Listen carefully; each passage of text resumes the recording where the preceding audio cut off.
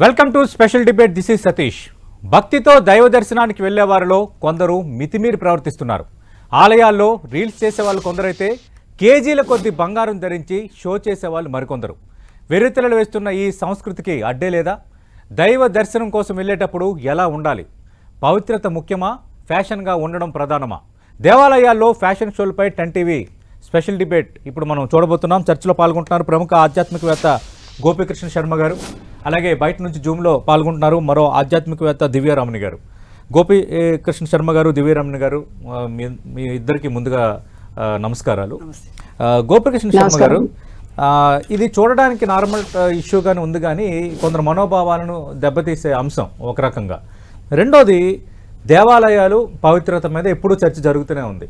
మనం ఒక దేవాలయానికి వెళ్ళేటప్పుడు మంచి ఉతికిన బట్టలు వేసుకోవాలి, లేదంటే తలంట స్నానం చేయాలి, పవిత్రంగా ఉండాలి. కొన్ని ఆలయాలను అయితే మనం పంచె అవే వేసుకోవాలి.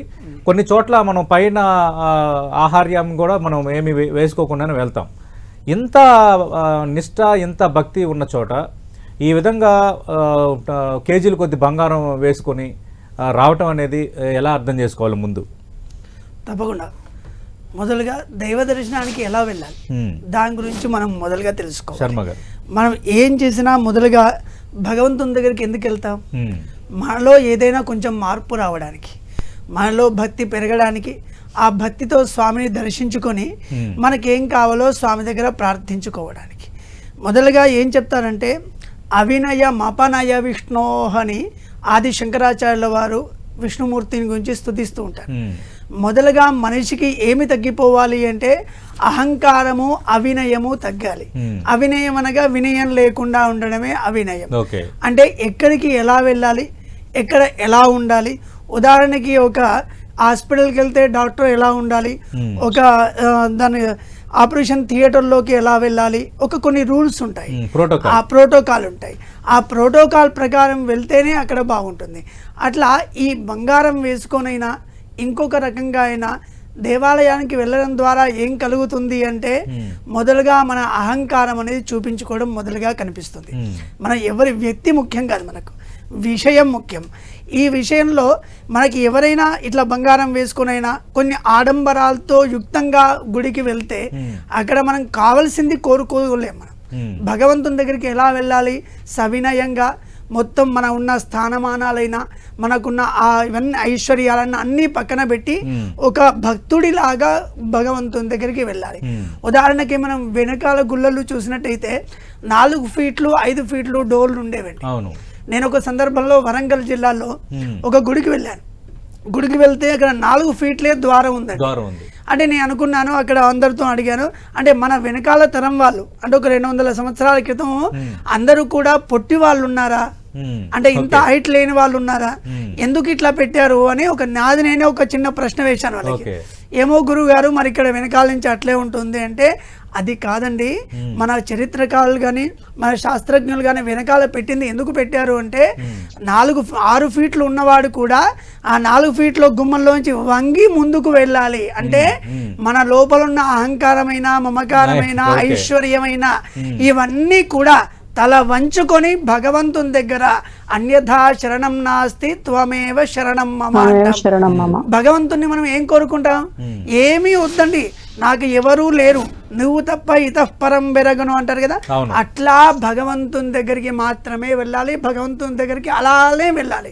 కానీ ఈ లౌకికమైన ఆడంబరాలతో, ఈ బంగారం అనుకోండి, బట్టలు అనుకోండి, ఇంకోటి అనుకోండి, మీరు బయట షోప్ టప్లు ఏం చేసినా బాగానే ఉంటుంది. కానీ భగవత్ సన్నిధానంలో అక్కడ ఎలా వెళ్ళాలి అంటే, ఒక భక్తుడిలాగా అహంకార మమకారాలని పక్కన పెట్టి సామాన్యుడిలాగా వెళ్ళాలి. ఉదాహరణకి మన అయ్యర్ ఆఫీసర్ దగ్గరికి మనం ఎట్లా వెళ్తాం? చేతికి ఉంగరాలు పెట్టుకొని, కంకణాలు వేసుకొని అన్ని దిగేసుకొని వెళ్తామా? వెళ్ళంక అయ్యర్ ఆఫీసర్ దగ్గరికి ఒక ప్రోటోకాల్ ప్రకారంగా మనం వెళ్తే, అలాంటిది అఖిలాండ కోటి బ్రహ్మాండ నాయకుడు, అమ్మవారైనా, ఈశ్వరుడైనా, వెంకటేశ్వర స్వామి అయినా, ఆ భగవంతుని దగ్గరికి ఎలా వెళ్ళాలి? సంపూర్ణమైన తాదాత్మ్యంగా నువ్వు తప్ప నాకు వేరే శరణు లేదు. భగవంతుని ఎందుకు దర్శనం చేస్తాం సార్? అవును. దర్శనం చేసే ఉద్దేశం ఏంటి? మనం దేవస్థానానికి ఎందుకు వెళ్తాం?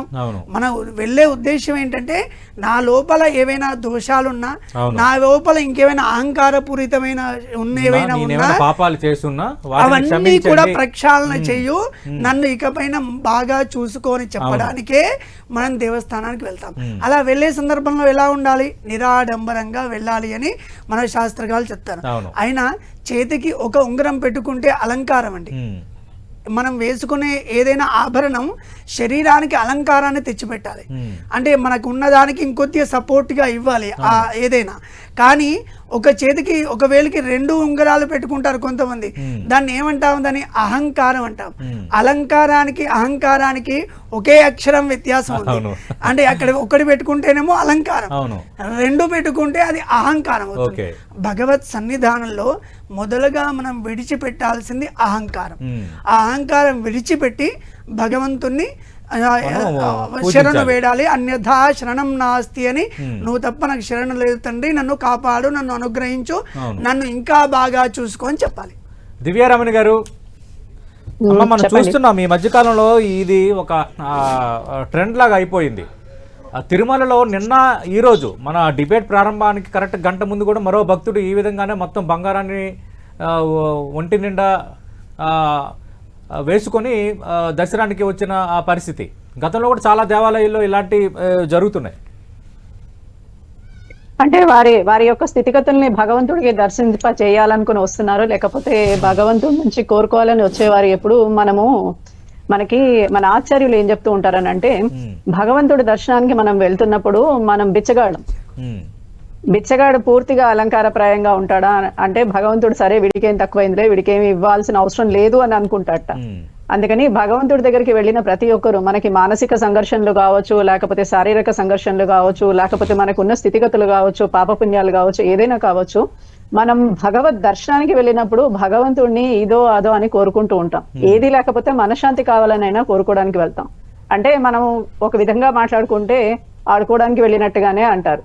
అందుకని భగవంతుడి దగ్గరికి వెళ్ళినప్పుడు సంపూర్ణ శరణాగతితోటి వెళ్ళాలి అని ఇందాక శర్మ గారు చెప్పినట్టుగానే, శరణాగతి అని అంటే ఎక్కడి నుంచి వస్తుంది? మీరు పూర్తిగా అలంకారప్రాయంగా, మనకి ఒక దేవాలయ ఆగమశాస్త్ర నియమాల ప్రకారం కూడా ఏ దేవాలయమైనా ఆగమశాస్త్ర నియమాల ప్రకారం మనకి రన్ అవుతుంది. వాటి వ్యవహారాలు, వాటి పూజా విధానాలు, ఉత్సవాలు, కళ్యాణాలు అన్ని కూడా ఆగమశాస్త్రంలో ఎలా వ్యక్తీకరించబడ్డాయో అలా జరుగుతాయి. అయితే ఈ ఆగమశాస్త్రాన్ని మీరో నేనో ఎవరో ఒకరు రాయలేదు. శివుడు పార్వతీదేవికి చెప్తే మనకి ఇది ఆగమ శాస్త్రాన్ని మన ఋషులు మనకి నోట్ చేసి మనకి ఇచ్చిన శాస్త్రం ఇది. అలా మనం దాని ప్రకారంగా ఇవాళ దేవాలయ వ్యవస్థ నడుస్తుంది. దేవాలయానికి వెళ్ళినప్పుడు ఇంకో విషయం ఏమంటారనంటే, మనము చక్కటి అలంకారంలో వెళ్ళినా కూడా ప్రసన్నమైన అలంకారంలో ఉండాలి. ప్రసన్నత అనంటే ఏంటి? మీరు మానసికంగా ప్రసన్నత లేకనే అక్కడికి వెళ్తున్నారు కాబట్టి పిచ్చి పిచ్చిగా జుట్టు ఎలా పడితే అలా వేసుకుని వెళ్ళడానికి లేదు. చిరిగిపోయిన బట్టలు, మాసిపోయిన బట్టలు, ఎప్పుడో స్నానం చేసి వంకర టింకరగా మసిపూసుకుని మరీ వెళ్ళడానికి వీల్లేదు. భగవద్ దర్శనానికి వెళ్ళినప్పుడు కొన్ని నియమాల్ని ఖచ్చితంగా పాటించాలి అని చెప్పి మనకి ఆగమ శాస్త్రము తెలియజేస్తుంది. అయితే మనం పాపం పోగొట్టుకోవడానికి వెళ్ళి పాపాన్ని కొని తెచ్చుకునే విధంగా ఇవాళ రోజున ఈ వీడియోస్ అన్ని అప్లోడ్ చేస్తున్నారు. అయితే ఇవన్నిటి వల్ల ఏంటి అని అంటే గనక, వేరే వాళ్ళ భక్తులు ఎవరైతే భగవంతుడిని పొందాలని భగవద్ దర్శనానికి అక్కడికి వెళ్ళారో వాళ్ళంతా పాపం గంటల తరబడి లైన్ లో నుంచుని భగవంతుడినే పొందాలనుకుంటే ఇలాంటి అలంకారాలతో ఎవరైనా కనిపించారనుకోండి, వీళ్ళ దృష్టి భగవంతుడి మీద ఉంటుందా, వీళ్ళ మీద ఉంటుందా? ఖచ్చితంగా వీళ్ళ మీదకి మారిపోతుంది. మారిపోవడం వల్ల వారికి పొందాల్సిన పుణ్యం పొందకపోగా వారి వల్ల కూడా వీరికి పాపం కలుగుతుంది అని మనకి ఆగమ శాస్త్రం తెలియజేస్తుందండి. సో అందుకని ఇలాంటి వీడియోస్ ఏదో మనము వీడియో చేయడానికో మనం అలంకారంగా వెళ్ళాము అంటే గనక ఒక పని చేయొచ్చు. ఏంటంటే బాగా అన్ని దిగేసుకుని వెళ్ళి ఆయన హుండీలో వేసేసి రావచ్చు. ఎందుకంటే ఒంటి నిండా కొంతమందికి మొక్కు ఉంటుంది, ఒంటి నిండా వేసుకుని ఆ తర్వాత ఆయనకి మొత్తం దిగదుడుపు అని చెప్పి ఆయనకి వేసేస్తారు. అంతా అలా వేసి సంపద పెరుగుతుంది, మరికొన్ని మంచి ప్రజా ఉపయోగ కార్యక్రమాలకు ఉపయోగించడానికి వీలు కలుగుతుంది. అలా చేయడం లేదు కదా. అవును, అలా చేయడానికి ఇది పర్వాలేదండి. ఎప్పుడైతే మీరు మనకి కొన్ని మొక్కులు ఉంటాయి, మొక్కులు ఉన్నప్పుడు ఏం చేస్తారని అంటే, నేను ఒంటి మీద ఏ బంగారం వేసుకున్నా అదంతా నేను నీకు నీ హుండీలో వేసేస్తాను అని చెప్పి, ఇది దానమో ధర్మమో అని కాదు వేసేది. ఏంటి అని అంటే మనం అనుకున్న పని నెరవేరినందుకు భగవంతుడికి మనం మొక్కుకున్న మొక్కుని తీర్చడానికి ఈ విధంగా చేస్తూ ఉంటారు. అలా చేయడానికి గనక మీరు ఒంటి నిండా బంగారం వేసుకుని దాన్ని ఒక వీడియో చేసినా కూడా మేము ఇలా ఆ వీడియోలో వాళ్ళు ఒక విధంగా చెప్పాలి ఏంటి అని అంటే, మేము ఇలాంటి పనికి మేము భగవంతుడిని మొక్కుకున్నాము, మాకు ఇది జరిగింది, ఆ వెంకటేశ్వర స్వామి ఇది మాకు నెరవేర్చాడు, కలియుగ దైవమైన ఆ స్వామి, కాబట్టి మేము హుండీలో ఇదంతా వేస్తున్నాము, కాబట్టి మీరు కూడా మాలాగా ఏదైనా దండం పెట్టుకుని స్వామివారి హుండీ ఆదాయాన్ని పెంచండి అని కూడా మనకి కొన్ని వీడియోస్ చేస్తే బాగుంటుందేమో. అవునవును, అంటే వాళ్ళు వెళ్తున్నారు, దర్శనం చేసుకుంటున్నారు, వస్తున్నారు, షో ఆఫ్ చేస్తున్నారు అందరికి. మీరు అన్నట్టుగా భక్తులు కూడా డివేట్ అవుతున్నారు. భక్తులు అందరూ సెల్ ఫోన్లు తీసుకొని సెల్ఫీలు తీసుకొని, అసలు అంటే దేవాలయానికి మనం దైవత్వం పొందడానికి వచ్చామా, ప్రశాంతత పొందడానికి వచ్చామా, ఈ సెల్ఫీలు తీసుకోవడానికి వచ్చామనేది. గోపి శర్మ గారు ఇది ఒకటే కాదు, మనం చూసాం గతంలో ఇక్కడ తెలంగాణలో కూడా ప్రధాన ఆలయంలో 1-2 సంఘటనలు జరిగాయి. తిరుమలలో కూడా మాడవీధుల్లో ఈ రీల్స్ చేయటము, ఈ సెల్ఫీలు తీయటం, అంటే రోజు రోజుకి ఏమైపోతుంది. ఎంతమంది ప్రవచనకర్తలు మీలాంటి ఆధ్యాత్మికవేత్తలు ఎంత భక్తితో ఉండాలి, ఎంత నిష్ఠతో చేయాలి, నియమం ఏంటి, పద్ధతి ఏంటి, ఇవన్నీ చెబుతున్న ఆచారం ఏంటో చెప్తున్నా, ఈ విధంగా ఇది వెరితలలో వేయటం ఎలా అనుకోవాలి? అంటే ఇది పూర్తిగా అజ్ఞానమని అనుకోవడం. ప్రతిదానికి కూడా మొదలుగా మనం చదువుకునే విద్యనే మనకు వినయాన్ని ఇస్తుంది. విద్య దదాతి వినయం వినయాధ్యాతి పాత్రత అని శాస్త్రం చెప్తుంది. అంటే మనం చదువుకునే విద్యలనే మొదలుగా వినయం లేదు. అంటే వినయం అంటే ఏంటి, మనం ఎలా ప్రవర్తించుకోవాలి, మన లైఫ్ స్టైల్ ఎలా ఉండాలి, జీవన విధానాన్ని ఎలా ముందుకు తీసుకెళ్ళాలి, ఒక గుడికి వెళ్తే గుడిలో ఎలా ఉండాలి, ఇంకో సందర్భానికి వెళ్తే అక్కడ ఎలా ఉండాలి అనేది ఇదంతా నాలెడ్జ్ అండి. ఇదంతా దేని ద్వారా వస్తుంది, మనం చదువుకునే విద్య ద్వారా వస్తుంది. కానీ ఈరోజు మనం చూస్తున్న విద్యల ద్వారా ఏమైనా సంస్కారం వస్తుందా అంటే ఒక క్వశ్చన్ మార్కును మనం అందరం పెట్టుకోవచ్చు కూడా. దీనికి అంతా కారణం ఏంటి అంటే, మొదలుగా మన ఇంట్లో తల్లిదండ్రులు కానీ, మన గురువులు కానీ, మన టీచర్స్ కానీ, వీళ్ళు ఏంటంటే ఎథిక్స్ వాల్యూకి సంబంధించి ఒక సబ్జెక్ట్ పెట్టి దాని ద్వారా పిల్లలకు కానీ వాళ్ళందరికీ కూడా ఇలా నువ్వు ఉండాలి, గుడికి వెళ్తే ఇలా ఉండాలి, ఇంట్లో అమ్మా నాన్నతో ఇలా ఉండాలి అని ఒక సంస్కారాన్ని అలవాటు చేయాలి. అది అలవాటు చేయకపోవడమే ఈరోజు విపరీతం అవుతుంది. ఇప్పుడు గుళ్ళోకి వెళ్ళి సెల్ఫీలు తీసుకోవడం కానీ, రీల్స్ చేయడం కానీ, అది ఏంటి, ఎంత దౌర్భాగ్యం. నువ్వు ఎందుకు వెళ్ళావు, ఇక్కడిని హైదరాబాద్ నుంచి కష్టపడి తిరుమల వరకు ఎందుకు వెళ్ళావు, హైదరాబాద్ నుంచి కష్టపడి విజయవాడ వరకు ఎందుకు వెళ్ళావు, వెళ్ళే కాన్సెప్ట్ ఫుల్ఫిల్ కానప్పుడు నువ్వు వెళ్ళి ఉపయోగం ఏంటి? వెళ్ళిన వెంటనే దర్శనం అవుతుందో లేదో తెలియదు, అటు క్యూ లైన్ లో ఉండాలి, గంటల తరబడి వెయిట్ చేస్తున్నా, కష్టపడి దర్శనం చేసుకుంటున్నావంటే ఆ దేవుడి పైన భక్తి ఉన్నప్పుడే కదా. కానీ అది పక్కదారి పడుతుంది, చాలా పూర్తిగా పక్కదారి పడుతుంది. దీనికి అంతా కూడా మనకు దాని సబ్జెక్ట్లో నాలెడ్జ్ లేకపోవడమే ప్రధానమైన కారణం. అందుగురించి అందరూ కూడా ఎక్కడికైనా వెళ్తున్నప్పుడు అక్కడ వెళ్ళే సందర్భంలో మన ఇంట్లో వాళ్ళకి చిన్న బ్రీఫ్ అయితే ఇవ్వాలండి. మనం ఇక్కడికి వెళ్తున్నాం, అక్కడ ఇలా ఉండాలి, మన డ్రెస్ కోడ్ ఇది, మనం ప్రవర్తించే విధానం ఇది అని చెప్పితే ఇలాంటి దౌర్భాగ్య పరిస్థితులు చూడకుండా ఉంటాం మనం. ఎందుకు ఇలా అవుతుందంటే పరిపూర్ణంగా సంస్కార విహీనమే. ఈ సెల్ఫీలు తీసుకోవడానికి ఒక అర్థం ఉంటుంది, వీడియోలు పోస్ట్ చేసుకోవడానికి ఒక అర్థం ఉంటుంది, రీల్స్ చేయడానికి ఒక అర్థం ఉంటుంది. కానీ దానికి ఒక స్థానం అనేది కావాలి కదా. నువ్వు వెళ్ళిన పర్పస్ ఏంది, భగవంతుని దర్శనం చేసుకుని రావడం, అక్కడి వరకు బాగుంది. పోనీ నేను తిరుమల దర్శనం చేసుకున్నాను, ఒక ఫోటో అప్లోడ్ చేసినా సరిపోతుంది కదా, మరి అక్కడ రీల్స్ చేయాల్సిన అవసరం అయితే లేదు కదా. అది ఎంత అంటే ఒక రకంగా చెప్పాలంటే మిగతా ఉన్న భక్తులందరి మనోభావాలను దెబ్బతీసినట్టుగానే పరిపూర్ణంగా. ఓకే, దివ్యారమణి గారు, మరి ఏం చేద్దామంటారు? అంటే ఇలాంటి సంస్కృతి మరింత పెచ్చిమేరకుండా ఉండాలంటే ఏం చేయాలి? అంటే టీటీడీ వర్గాలు కానీ, మిగతా దేవాలయాలు, 2 తెలుగు రాష్ట్రాల్లో ఉన్న దేవాలయాలు కానీ, దేవాలయ కార్యనిర్వాహక సభ్యులు కానీ ఏం చేయాలి? ఏమండి, మొట్టమొదలుగా మనకి ఏ దేవాలయం అయితే మనం దర్శనం చేసుకుంటున్నామో ఆ దేవాలయం యొక్క మహత్యాన్ని తెలుసుకోవాలి. మహత్యాన్ని తెలుసుకున్న తర్వాత మనం ఎందుకు దర్శనం చేసుకుంటున్నాము, ఎలా వెళ్ళాలి అనే విషయం మనకి కొంత అవగతం అవుతుంది. అయితే మన కుటుంబ సభ్యులు మనకి కొంత నేర్పించాలి. ఇలాంటి ఆడంబరాలతోటి వచ్చిన వాళ్ళని ఇప్పుడు చాలా మందిని పైకి ఎక్కనీయకుండా, కొండపైకి ఎక్కనీయకుండా ఆపేస్తూ ఉంటారు. కారణాలు ఏవైనా కావచ్చు. అలాంటి వాటిల్లో వీళ్ళని కూడా ఫిల్టర్ చేసేసి వీళ్ళని కూడా ఇలాంటి పరిస్థితిలో మీరు రావడానికి వీల్లేదు. ఎందుకంటే మీరు ఎప్పుడైతే దర్శనం చేసుకోవడానికి వస్తున్నారో ఆడవాళ్ళు అయితే చీరలు కట్టుకుని రావాలి, లేదంటే చుడిదార్లలో రావాలి, కనీసం చున్నీ ఉండాలి ఖచ్చితంగా. అలాగే మగవాళ్ళు పంచకట్టులో రావాలి అని చెప్పేటప్పుడు వారి యొక్క ఆభరణాల విలువ కూడా చెప్పాలి. ఇంత విలువ కన్నా ఎక్కువగా ఉంటే అది హుండీలో వేసేసి తిరిగి నమస్కారం చేసి వెళ్ళొచ్చు అనే విధంగా ఒకటి తీసుకొస్తే కనుక ఖచ్చితంగా ఎవరు వేసుకురారండి. ఎందుకంటే వాళ్ళకి హుండీలో వేయాలని మొక్కుంటే ఎవరైనా వేస్తారేమో కానీ అధికారులు నిర్ణయం తీసుకుని చెప్పారనుకోండి, అప్పుడు ఆటోమేటిక్ గా వీళ్ళు వేసుకుని రాకపోగా మనకి వేరే భక్తులకి ఉండాల్సిన ప్రశాంతమైన వాతావరణం ఉంటుంది. ఎందుకంటే ఆలయం అంటే ప్రశాంతతని కలిగించేది. ఎన్నో మంత్రాలు, ఎన్నో తంత్రాలతోటి అక్కడ జరిగే నిత్య ఆరాధనల వల్ల, భగవతత్వం వల్ల మనకేంటి లోపలికి వెళ్ళగానే ఒక విధమైన మానసిక ప్రశాంతత వస్తుంది. అది కూడా పోయే పరిస్థితి ఏర్పడితే దానికి కావలసిన కఠినమైన నిర్ణయాలు అన్నిటికీ ఎలా తీసుకుంటున్నారో వీటికి కూడా అలాంటి నిర్ణయాలు తీసుకోవడం వల్ల వేరే భక్తుల యొక్క మనోభావాలు దెబ్బతినవు.